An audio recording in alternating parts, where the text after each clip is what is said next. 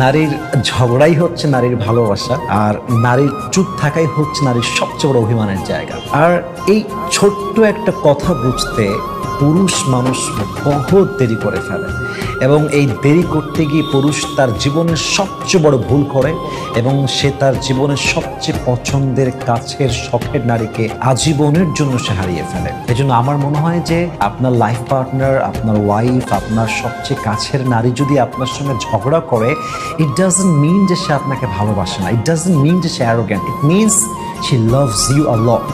সে ঝগড়া করে মানেই হচ্ছে সে আপনার প্রতি তার অধিকারটা প্রকাশ করতে চায়, সে আপনাকে ভালোবাসতে চায়।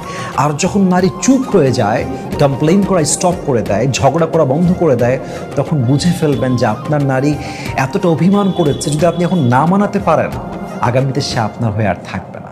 নারীর ঝগড়াই হচ্ছে নারীর ভালোবাসা, আর নারীর চুপ থাকাই হচ্ছে নারীর সবচেয়ে বড় অভিমানের জায়গা। আর এই ছোট্ট একটা কথা বুঝতে পুরুষ মানুষ বহুত দেরি করে ফেলে, এবং এই দেরি করতে গিয়ে পুরুষ তার জীবনের সবচেয়ে বড় ভুল করে, এবং সে তার জীবনের সবচেয়ে পছন্দের কাছের শখের নারীকে আজীবনের জন্য সে হারিয়ে ফেলে। এজন্য আমার মনে হয় যে আপনার লাইফ পার্টনার, আপনার ওয়াইফ, আপনার সবচেয়ে কাছের নারী যদি আপনার সঙ্গে ঝগড়া করে, ইট ডাজন্ট মিন যে সে আপনাকে ভালোবাসে না, ইট ডাজন্ট মিন যে সে arrogant, it means she loves you a lot।